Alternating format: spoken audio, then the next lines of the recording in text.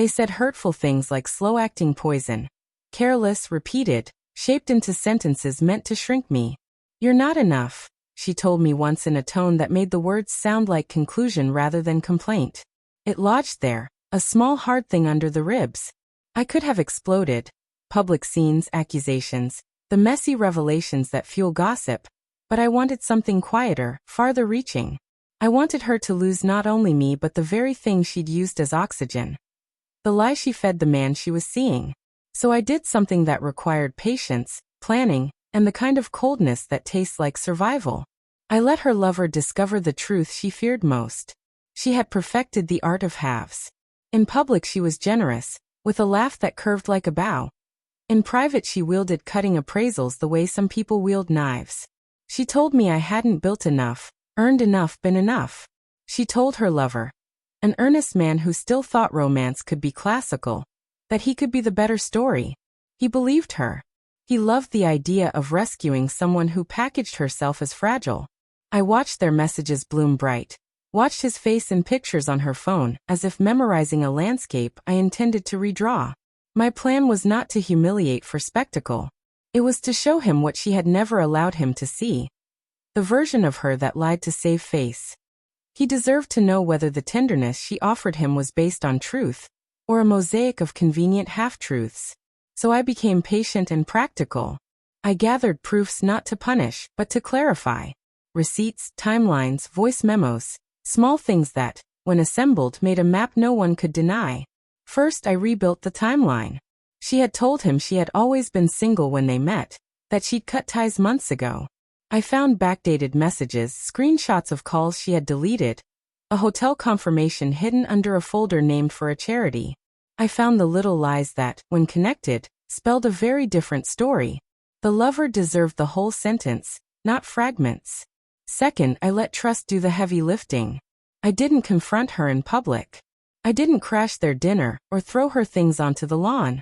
Instead, I sent an innocuous note to him. Anonymity polished like a gift. "If you value honesty," it read. Check the folder she keeps in the glove compartment. He was a man who believed in fate and paper, so he went curious and cautious. The glove compartment yielded the first small shame. A planner with names and dates she had insisted were meaningless. Until you matched them to receipts in a bank statement. I could have poured everything into his hands all at once. Instead, I parceled it like a slow-release truth, giving him time to assemble disbelief into comprehension. Week by week I let him find emails she thought she'd erased, a pattern of weekends labeled as work, that corresponded to hotel check-ins, messages where she'd written to someone else in a tone that called him darling, while to me she said, "You're practical." Each discovery was a small fissure in the altar she'd built. When he began to suspect, he came to me, because he was decent enough to ask. He thought I would defend her or explain away the oddities. He thought I'd be the kind of man who did not want to know. Instead, I was honest in the way only someone who has been treated like a placeholder can be. I handed him a folder, nothing theatrical, stapled documents, printouts, a few photos. I watched his face move through stages. Surprise, denial.